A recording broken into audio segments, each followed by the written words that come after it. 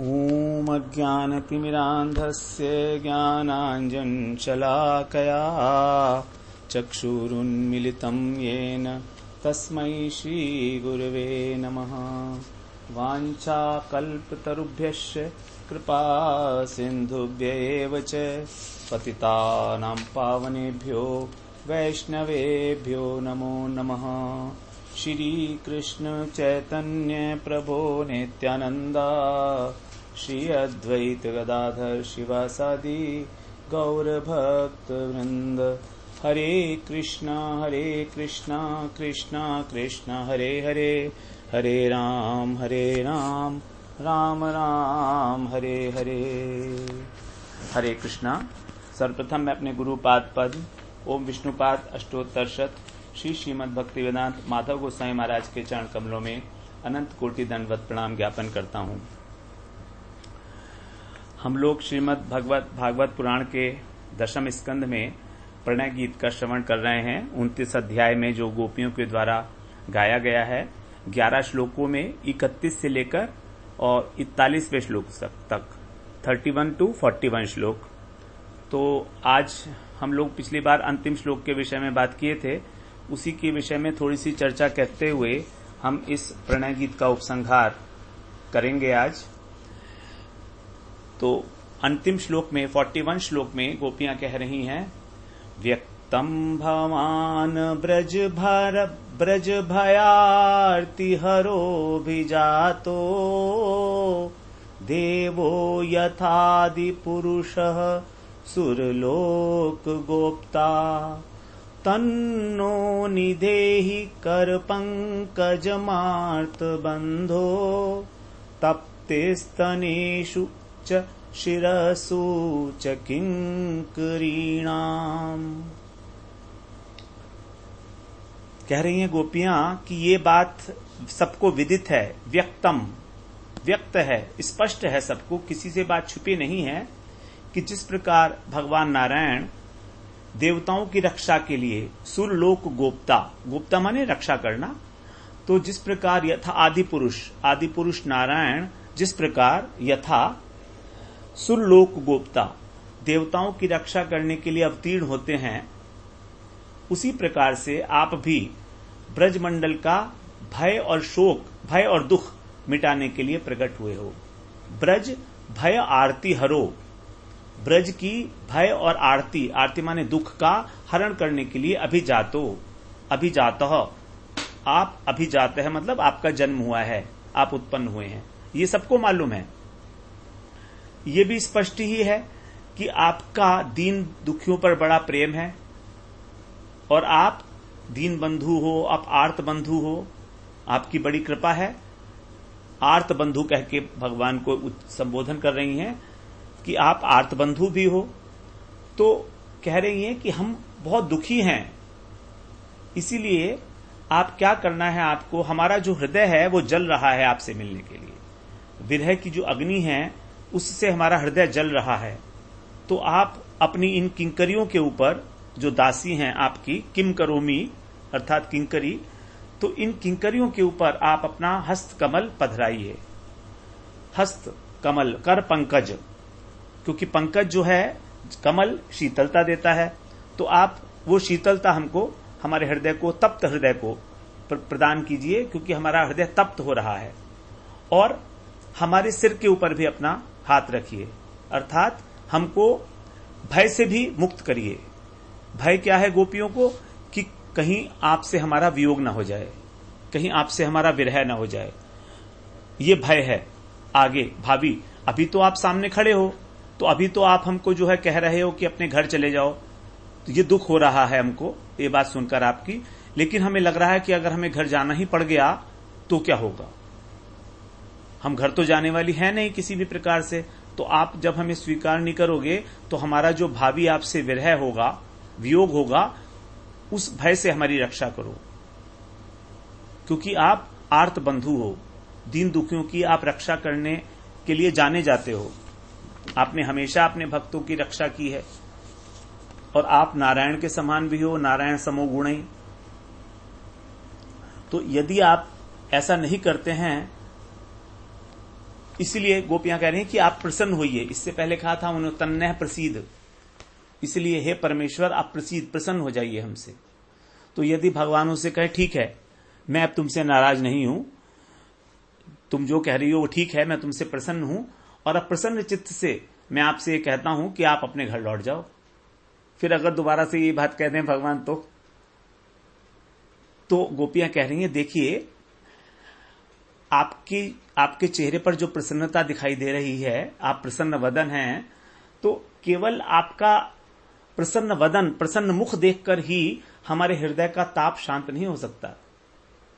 हमारे हृदय को ताप शांति के लिए तो आपके जो सर्व तापहारी कर कमल हैं उनकी ही आवश्यकता है। उनके स्पर्श के अतिरिक्त और अन्य कोई उपाय नहीं है। इसीलिए आप हमारी इस परम दुख को शीघ्र ही हरण करो। कहीं ऐसा ना हो कि हम अपने शरीर में प्राण धारण करने के समर्थ ही ना रह सके, क्योंकि हमारा देह, हमारा मन, हमारा प्राण, हमारा सब कुछ आपको समर्पित है, आपकी सेवा के लिए है। इसलिए आप हमको स्वीकार करो। हम आपकी सेवा से वंचित नहीं होना चाहती हैं। आप हमें चिरकाल के लिए अपनी दासी बना लो, क्योंकि जिसके ऊपर एक बार हाथ रख दिया जाता है सर के ऊपर, मतलब उसको स्वीकार कर लिया जाता है। जैसे जो शरणागत में आता है तो उसको यदि एक बार उसके सिर के ऊपर हाथ रख दिया गया, आशीर्वाद दे दिया, तो हमने मान लिया कि भाई हमने स्वीकार कर लिया आपको। तो यहां पर देखिए वास्तव में भगवान के इस भूमंडल पे अवतरित होने का गोपियां एक बहुत अच्छा कारण बता रही हैं। भगवान ने तो बताया गीता में, परित्राणाय साधूनाम विनाशाय च दुष्कृताम धर्म संस्थापनार्थाय संभवामि युगे युगे। भगवान ने कहा तो ये बात गीता में, लेकिन गोपियां कह रही नहीं ऐसा ही नहीं है, आपको आने की जरूरत नहीं थी धर्म संस्थापन के लिए। आप किसी भी अपने शिष्य को भेज देते, अपने भक्त को भेज देते, वो कर देते, कोई आचार्य आ जाते और धर्म संस्थापन कर देते। आपने भेजा भी है, पहले इतने वैष्णव आचार्यों को आपने भेजा है धर्म संस्थापन के लिए, तो हो जाता। आप क्यों आए? आप इसलिए आए हो कि आपको ब्रजवासियों की भय और आरती से रक्षा करनी है। तो यहां पर यद्यपि गोपियां कृष्ण के प्रेम में रंजित हैं पूर्णतः, लेकिन जैसे हम बात किए पहले भी, वियोग की अवस्था में समय समय पर उस शुद्ध हृदय के अंदर भी ऐश्वर्य का उदय हो जाता है, प्रकाश हो जाता है ऐश्वर्य का। जिस प्रकार हम लोगों ने बताया था सूर्य और चंद्रमा, तो सूर्य का जो ताप है, सूर्य का जो प्रकाश है, उसके अंदर ऐश्वर्य और माधुर्य दोनों रह सकते हैं। लेकिन जो चंद्रमा का माधुर्य है, चंद्रमा की जो शीतलता है, उसके अंदर केवल माधुर्य ही रहता है। तो यहां पर भगवान का ऐश्वर्य भी गोपियां बता रही हैं कि आपने नारायण के समान आप जो है हमारी रक्षा करो। जैसे देवताओं की रक्षा की है, तो देवताओं की रक्षा करना तो ऐश्वर्य का काम हो गया ना। तो वास्तव में भगवान अपने पार्षदों के साथ जब इस प्रपंच में आते हैं, तो यद्यपि वे यहां पर सबके साथ प्रेम पूर्ण व्यवहार करते हुए जो अपनी लीला है वो नरवत लीला करते हैं, अनुकरण करते हैं प्रपंच की लीलाओं का, प्रपंच के व्यवहार का। कृष्ण ने भी अपनी लीलाओं में वही किया जब आए थे, सब कुछ नियम के अनुसार करते थे जैसा सब करते हैं। ऐश्वर्य नहीं दिखाया उन्होंने, नरवत लीला की। लेकिन नरवत लीला होते हुए भी भगवान की जो लीलाएं हैं वो प्रपंचातीत होती हैं, उसमें किसी प्रकार का कोई जड़ता नहीं होती उन लीलाओं में। वो साक्षात भगवान की चिन्मय लीलाएं हैं। जैसे भगवान का नाम चिन्मय, भगवान का विग्रह चिन्मय, भगवान के गुण चिन्मय और भगवान की लीलाएं भी चिन्मय। चिन्मय का मतलब है वो इस जगत की है ही नहीं, दे आर ट्रांसेंडेंटल, सच्चित आनंद स्वरूप हैं वो तीनों, सब अभिन्न है। भगवान, भगवान का नाम, उनका धाम, उनकी लीलाएं, उनका गुण, उनके परिकर, सब सब एक ही वस्तु है, वास्तव में अभिन्न है एक दूसरे से। तो भगवान की जो लीलाएं हैं वो भक्त, जो सिद्ध भक्त हैं, जो परम भक्त हैं, भगवान के परम वैष्णव हैं, उनके आनंद का वर्धन करती हैं। और जो साधक हैं उनके लिए भक्ति का मार्ग प्रशस्त करती हैं, पथ प्रदर्शक का कार्य करती हैं। दोनों के लिए, जो सिद्ध हैं उनको आनंद होता है और जो साधक हैं उनको आगे बढ़ने के लिए एक रास्ता मिलता है कि हमें किस प्रकार से उपासना करनी चाहिए। जैसे कहा गया ना कि हमारी जो उपासना है गौड़ीय वैष्णव उपासना, वो कैसी है? गोपियों की उपासना। रम्या काचित उपासना ब्रजवधु वर्गेण या कल्पिता। रम्या काचित उपासना ब्रजवधु वर्गेण या कल्पिता। ब्रजवधुओं ने जिस प्रकार की उपासना की है कृष्ण की, उसी भाव के अनुरूप हमें भगवान की उपासना करना है। माधुर्य भाव में श्रीमद् भागवत में कहा है, ब्रह्मा जी ने अपनी स्तुति में भगवान की लीलाओं के विषय में, प्रपंचम निष्प्रपंचोपि विडंबयसी भूतले प्रपन्न जनतानंद संदोहम प्रथितुम प्रभो। जब भगवान का स्तव कर रहे थे ब्रह्मा जी ब्रह्म विमोहन लीला में, तो उन्होंने कहा, हे भगवान, आप स्वयं कौन है? प्रपंचातीत हैं, त्रिगुणातीत हैं, क्योंकि संसार प्रपंच त्रिगुणमय है, त्रिगुणात्मक है। लेकिन भगवान क्या है? प्रपंचातीत, अर्थात गुणातीत होकर भी आप प्रापंचिक भक्तों का वर्धन, आनंद वर्धन करने के लिए,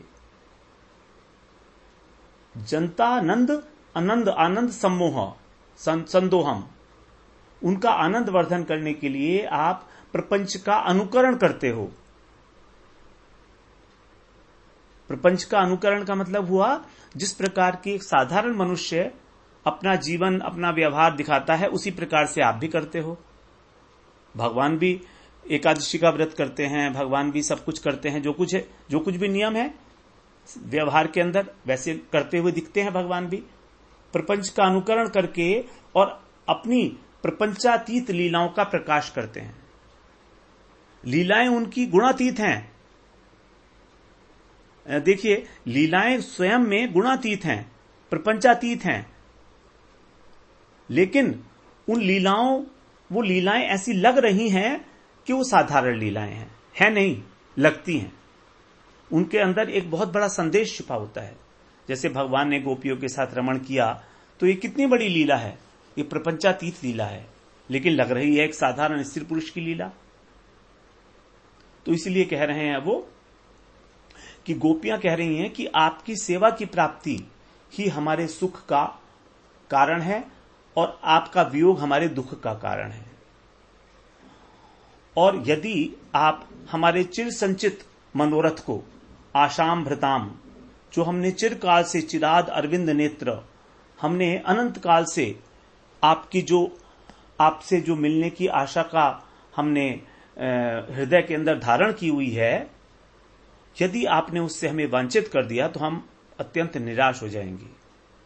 फिर हमारे पास कोई उपाय नहीं बचेगा अपना जीवन अंत करने के लिए, आपकी विराग्नि में जलकर। ध्यान के द्वारा हम आपको प्राप्त करेंगी। आपके चरणों को प्राप्त करने का निश्चय तो हमारा बिल्कुल पक्का हो चुका है। अब आप चाहे हमें स्वीकार करो या ना करो। यदि आप ऐसे स्वीकार नहीं करोगे तो हम विरह की अग्नि में जल जाएंगी।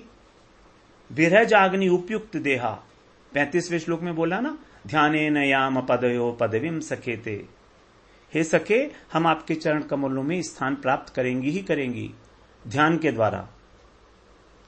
और होगा क्या? होगा ये कि आपको भी 100 करोड़ गोपियों के वध का पाप लग जाएगा और आप हमारे सखा हो, ऐसा तो आप होने नहीं दोगे, इसलिए आप हमको स्वीकार करो। किसी ना किसी प्रकार से भगवान को फंसाने की कोशिश कर रही हैं। भगवान ने एक बार इनको कहा क्या कि आप घर लौट जाओ। भगवान के ही जो है शब्दों का उत्तर देते हुए, उनकी बातों का उत्तर देते हुए, उपेक्षा मूलक उत्तर देते हुए, व्यंग्यात्मक उत्तर देते हुए, अब ये भगवान के ऊपर ही जो हैं वो एक प्रकार से हावी हो गई हैं, और इस प्रोसेस के अंदर इनका हृदय का जो छुपा हुआ भाव था वो बाहर निकलकर आ रहा है। और यही था वास्तव में भगवान का मुख्य प्रयोजन। इस बात को कहने का मुख्य प्रयोजन, भगवान ने इनसे जो कहा कि आप वापस चले जाओ, तो ये कहने का मुख्य प्रयोजन ही यही था कि इनके हृदय के जो अंतर भाव हैं, जो छुपा रखे हैं, इन्होंने अविद्या भाव कर रखे हैं अविद्या के द्वारा, तो उसको बाहर निकल आए, जिससे कि जो अब आगे रास क्रीड़ा होने वाली है उसमें आनंद वर्धन हो सके। तो इन गोपियों की प्रार्थना में जरा भी, लेश मात्र भी अपनी इंद्रियों की प्रीति की वांछा नहीं है। आत्म इंद्रिय वांछा, आत्म इंद्रिय प्रीति वांछा बिल्कुल नहीं है, लेश मात्र, बल्कि केवल कृष्ण का आनंद वर्धन करने के लिए ये इस तरह की बातें भगवान से कह रही हैं। और कृष्ण जो इनसे कह रहे हैं वो इनका आनंद वर्धन करने के लिए कह रहे हैं। दोनों ही एक दूसरे का आनंद वर्धन करने के लिए इस प्रकार की चर्चा के अंदर संलग्न हो रहे हैं। और in the process what is happening, that we are getting to understand as to what shall we do in our bhajan. हमें अपना भजन किस प्रकार से करना चाहिए, किस प्रकार से व्याकुलता हमारे हृदय के अंदर जनरेट हो कृष्ण से मिलन की, किस प्रकार से भगवान के साथ हमें विरह की अनुभूति हो, ये हम लोगों को अब इसके माध्यम से, इस रास क्रीड़ा के माध्यम से स्पष्ट होता चला जा रहा है। तो यहां पर गोपियों का कहना यह है कि आपको यदि हमारा दुख दिखाई नहीं दे रहा है तो आप जरा देखो हमारे हृदय पर हाथ रखकर कि हमारा हृदय कितना तप रहा है। हमारे मस्तक पर हाथ रख लो, जिससे हम आपकी चिरदासी बन जाएं हमेशा के लिए। फिर हमको बार बार इस प्रकार जो ये दुस्सह विरह ताप हो रहा है हमें भोग नहीं करना पड़ेगा। बड़ी करुण प्रार्थना है गोपियों की कृष्ण के चरणों में। तो इस प्रकार से हम लोगों ने यहां पर 11 श्लोकों में, प्रणय गीत में, और श्रवण किया हम लोगों ने 11 श्लोकों के माध्यम से 4 प्रकार की गोपियों के जो भाव हैं वो। पहले जो 2 श्लोक थे 31 और 32वें श्लोक में, तो उसके अंदर जो सुहृद पक्षा गोपियां थी उनकी हम लोगों ने चर्चा श्रवण की। उसके बाद जो विपक्षा चंद्रावली जी का जो यूथ था, तदीयता भाव वाली, जिनका स्नेह कौन सा है, घृत स्नेह, घृत घी की भांति, तो उनके विषय में हम लोगों ने 3 श्लोक श्रवण किए, 33, 34 और 35, जिसमें उन्होंने कहा कि आप प्रसन्न हो जाओ, सभी महापुरुष आपसे ही प्रेम करते हैं, नारद इत्यादि, आप हम पर कृपा करो, आप परमेश्वर हो, आप अरविंद नेत्र हो, आप हमारी आशाओं का छेदन मत करो। इस प्रकार से उन्होंने 33वें श्लोक में भगवान से प्रार्थना की। फिर 34वें श्लोक में उन्होंने बोला कि आपने हमारा चित्त ही चुरा लिया है, चित्तम सुखेन भवता अपहृतम, अपहृत कर लिया है, और अब हम घर के काम भी नहीं कर सकती, हमारे हाथों का भी अपहरण कर लिया आपने, और हमारे पैर भी, अब हमारे पैर वापस भी नहीं लौट सकते घर की ओर, तो हम और जाएंगे भी तो करेंगे क्या, क्योंकि किसी काम के नहीं रहे हम। तो वास्तव में जो व्यक्ति भगवान के भजन में लग जाता है, जो माला घुमाने लगता है कृष्ण कृष्ण हरे कृष्ण, तो संसार के काम का रहता भी नहीं है ज्यादा। बस जीवन निर्वाह के लिए थोड़ा बहुत काम तो करना ही पड़ता है, उतना ही करेगा, बाकी वो किसी काम का नहीं रहता है। इसीलिए कृष्ण भक्ति बड़ी, क्या कहना चाहिए, बड़ी डेंजरस चीज है। अगर कृष्ण में मन लग गया, राग हो गया, आसक्ति हो गई, तो समझो अब संसार के तो नहीं रहे, संसार के नहीं हो सकते, चाहे संसार कितना ही आकृष्ट करने की कोशिश करे। यदि एक बार कृष्ण में आकर्षण हो गया तो फिर बहुत मुश्किल है लौटना। तो यही कह रही हैं गोपियां, हम तो अब वापस नहीं लौट सकते हैं, और लौटेंगे भी तो करेंगे क्या, विपक्षा गोपियां। उसके बाद फिर भगवान को संबोधन किया उन्होंने 35वें श्लोक में अंग कह के। अंग का अर्थ होता है प्रेमी, प्राण बल्लभ, बहुत जो अपने अंगों की तरह प्रिय हो। जैसे हमें अपने अंग बहुत प्रिय है ना, उसी प्रकार से जो दूसरा व्यक्ति इतना प्रिय हो जैसे हमारा अंग ही है। तो इसीलिए कहा सिंचांग, आप हमको सिंचन करो हमारा अपने अधरामृत के द्वारा, क्योंकि आपने अपनी मंद मुस्कान से, अपने चंचल चितवन से, कटाक्ष से, है ना, और आपके वेणुनाद से इतना मनोहरा सर्व मनोहरा, सर्वभूत मनोहरा आपका जो वेणुनाद था, या वाम दृशाम मनोहरा जो आपका वेणुनाद है, उसके द्वारा हमारे हृदय के अंदर जो अग्नि जलाई है आप उसको शांत करो, अन्यथा हम अपना प्राण त्याग देंगी उसी अग्नि के अंदर, विरह की अग्नि के अंदर। 2 प्रकार की अग्नि हृदय में है भगवान गोपियों के, एक तो काम की अग्नि और एक विरह की अग्नि। तो यहां पर अपना दग्ध करेंगी हम हृदय विरह की अग्नि से, क्योंकि विरह अग्नि प्रबल हो चुकी है, उसने कामाग्नि को भी दबा दिया है। तो ये हमारी बात हुई विपक्षा गोपियों के द्वारा। फिर 3 श्लोकों में जो राधा पक्षीय गोपियां हैं, राधा जी वाली स्वपक्षा गोपियां जिनमें मदीयता भाव है, वो कहती हैं 36, 37 और 38वें श्लोक में, अंबुजाक्ष, हे अंग, हे अंबुजाक्ष, कमल नयन, भगवान के कमल नयन कई बार कहा है यहां पर। तो उन्होंने यहां पर अब लक्ष्मी जी का उदाहरण दिया कि लक्ष्मी जी को भी वो स्पर्श आपके चरण कमलों का कभी कभी मिलता है, तो हम उन्हीं चरण कमलों के अंदर जो हैं अपने को समर्पित करना चाहती हैं। हम उनका अवसर हमको चाहिए, चरण कमल का। हमें स्पर्श प्राप्त भी हुआ है, हमें उनका स्पर्श प्राप्त हुआ है, हमको आनंद मिला है, और अब उस आनंद को प्राप्त करके फिर हम अपने घर जाकर और अपने पतियों का जो तुच्छ आनंद है उसको अब कुछ भी नहीं समझती हैं, अब हम वापस नहीं जा सकती। फिर 37वें श्लोक में भी लक्ष्मी जी के विषय में ही बताया कि लक्ष्मी जी जैसे आपकी चरणों की सेवा करती हैं, चरण कमलों की, तुलसी जी के साथ वो भी आपकी चरण कमलों की सेवा करने की इच्छा करती हैं। कभी कभी उनको ऐसा मिलता है, हमेशा नहीं मिलता।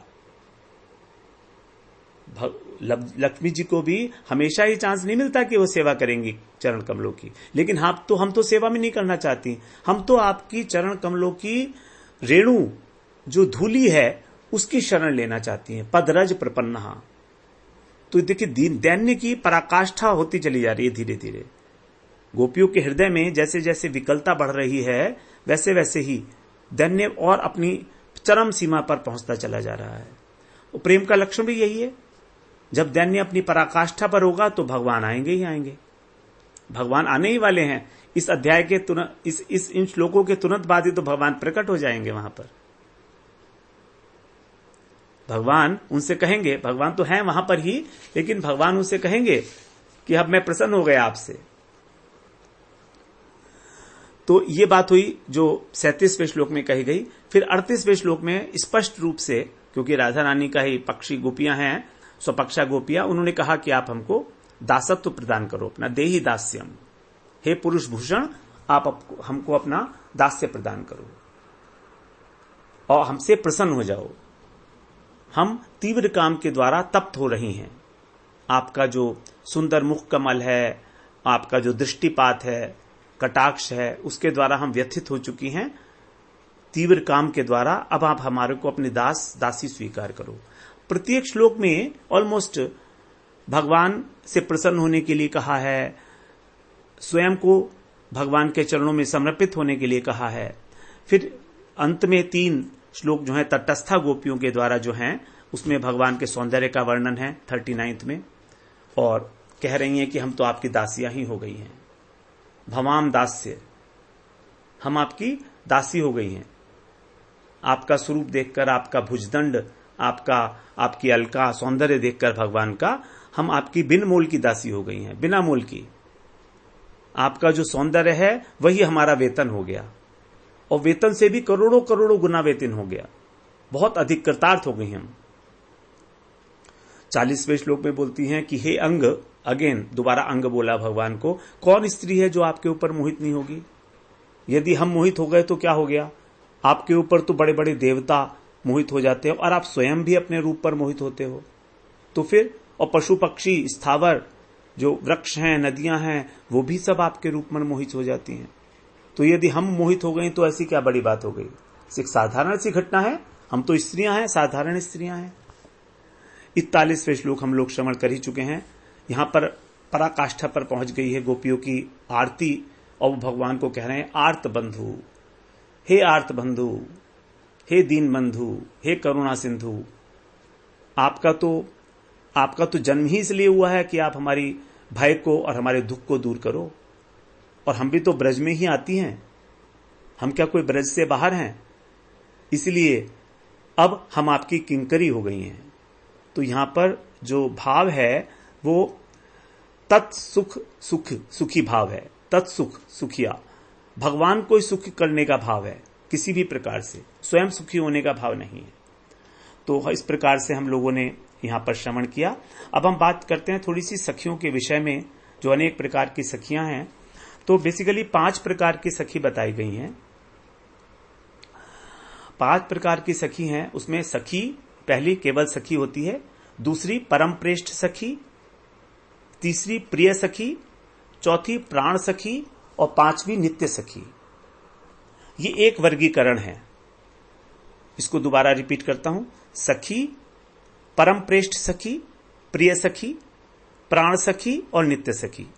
अब इन 5 को हम लोग 2 प्रकार की सखियों में बांटेंगे, वो स्नेह के अनुसार।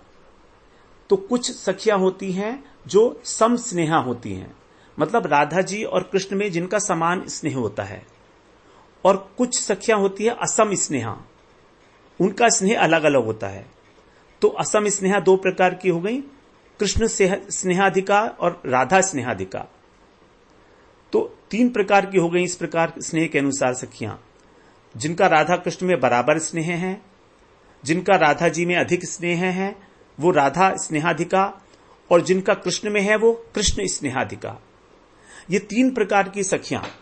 तो ये जो 5 सखी हमने पहले बताई थी, इनमें से एक सखी जो है, जो सबसे पहली थी सखी, वो कृष्ण स्नेहाधिका है, उसका कृष्ण में अधिक स्नेह होता है, इसको केवल सखी कहते हैं।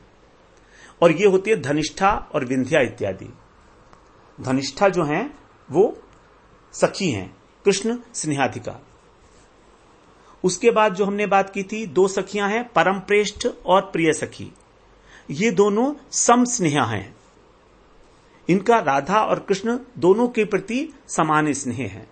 समान स्नेह होते हुए भी यदि आवश्यकता पड़ेगी तो ये राधा जी की ओर झुक जाएंगी। समान स्नेह है, लेकिन राधा जी अगर दुखी होंगी तो राधा जी का ही पक्ष लेंगी। तो इसमें से परम प्रेष्ठ सखी जो हैं वो 8 सखियां हैं, जिसको हम लोग सब जानते ही हैं, ललिता, विशाखा, चित्रा, इंदुलेखा, चंपकलता, रंगदेवी, तुंग विद्या और सुदेवी। ये परम प्रेष्ठ सखी हैं, 8 सखियां।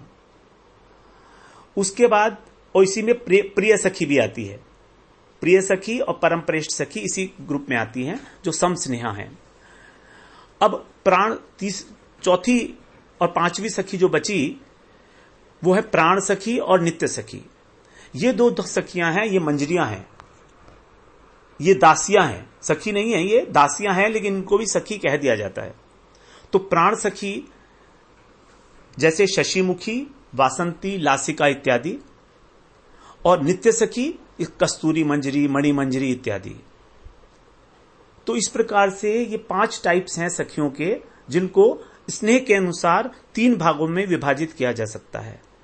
तो केवल सखी जो है वो कृष्ण स्नेहाधिका है, परम प्रेष्ठ सखी और प्रिय सखी जो हैं वो सम स्नेहा है, दोनों में स्नेह बराबर रखने वाली हैं, और प्राण सखी और नित्य सखी जो हैं ये दोनों मंजरियां हैं, राधा स्नेहाधिका हैं। ये दोनों राधा स्नेहाधिका में आती हैं और इनको मंजरियां कहा जाता है। इस प्रकार से ये सखियों का वर्गीकरण बताया गया है रूप गोस्वामी पाद के द्वारा। हमारे लिए जानना आवश्यक था इतना। तो हम लोगों ने प्रणय गीत की चर्चा की।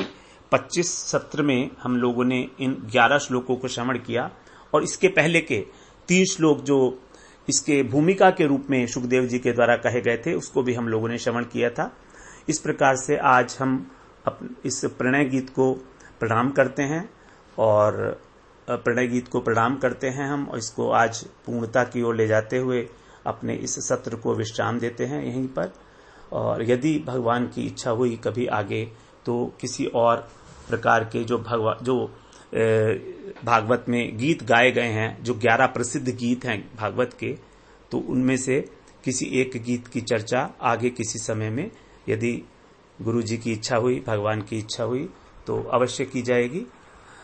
तब तक के लिए आप सभी लोगों को बहुत बहुत बधाइयां, आप सभी लोगों का बहुत बहुत धन्यवाद कि आप लोगों ने मुझ जैसे तुच्छ व्यक्ति को एक अवसर दिया इन बड़ी स्पेशल गीतों को श्रवण करने का, उनकी चर्चा करने का, कि हम थोड़ा सा कहीं उनको किसी प्रकार से स्पर्श करने का प्रयास मात्र कर पाएं, जिससे कि जो गोपियों के भाव हैं यत्किंचित रूप में एक बूंद की भी एक बूंद हमारे हृदय को कहीं स्पर्श कर पाए और हम अपनी साधना में उसी भाव से आगे बढ़ सकें। वांछा कल्पतरुभ्यश्च कृपा सिंधुभ्य एव च पतितानां पावनेभ्यो वैष्णवेभ्यो नमो नमः।